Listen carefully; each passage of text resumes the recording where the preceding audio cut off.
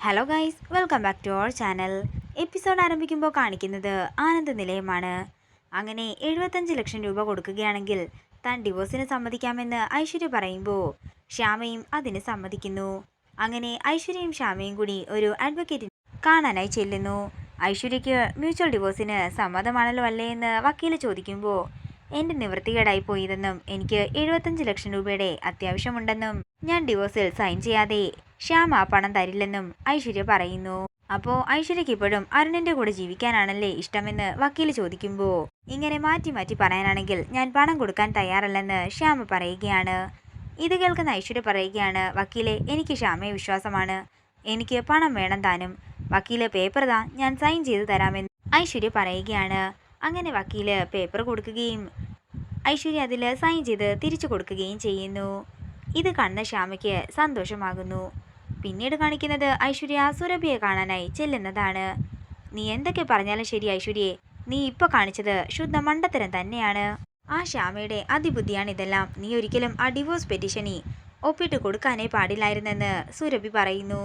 ആയിരിക്കാം, പക്ഷേ ജയേഷിന് കൊടുക്കാനുള്ള 30 ലക്ഷം രൂപ കൂടാതെ മമ്മിക്ക് വേണ്ടി 20 ലക്ഷം രൂപ, ഇതൊക്കെ ഞാൻ എവിടുന്ന് സംഘടിപ്പിക്കാനാ?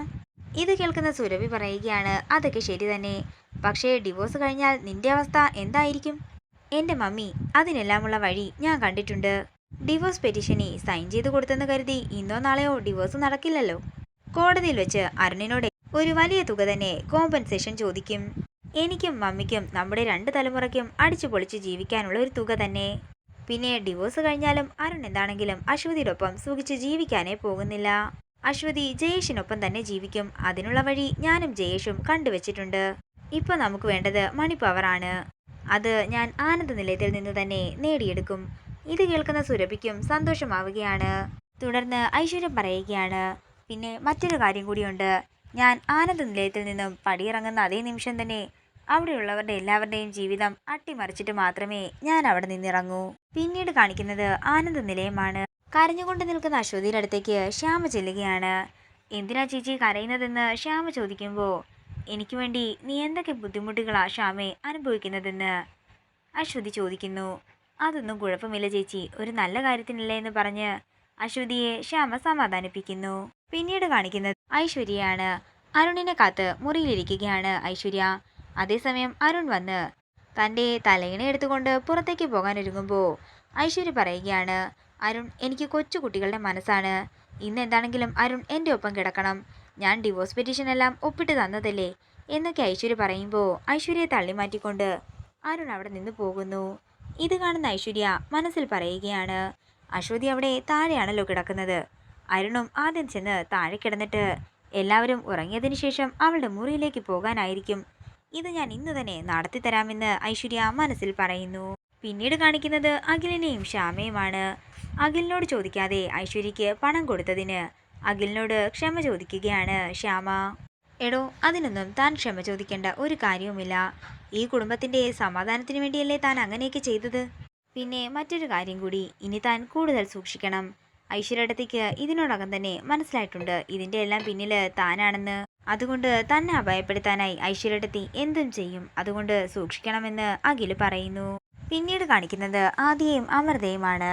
ന്യൂസ് കണ്ടുകൊണ്ടിരിക്കുകയാണ് രണ്ടുപേരും. അതേസമയം കവർച്ചക്കാരുണ്ടെന്നും എല്ലാവരും സൂക്ഷിക്കണമെന്നും ടി വിയിൽ ന്യൂസിൽ പറയുകയാണ്. ഇത് കേൾക്കുന്ന അമൃത ആദിയോട് എന്താണെങ്കിലും നമ്മളും ഒന്ന് കരുതിയിരിക്കണമെന്ന് പറയുന്നു.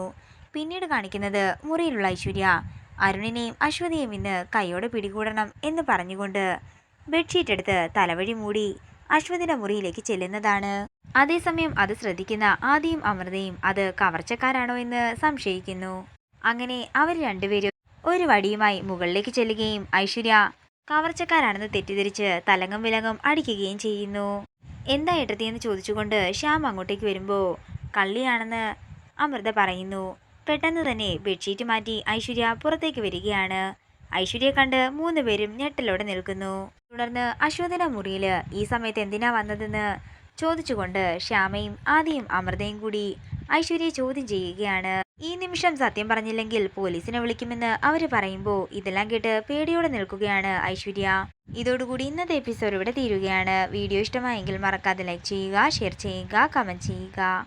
കൂടുതൽ സീരിയൽ അപ്ഡേറ്റ്സിനായി സബ്സ്ക്രൈബ് ചെയ്യുക.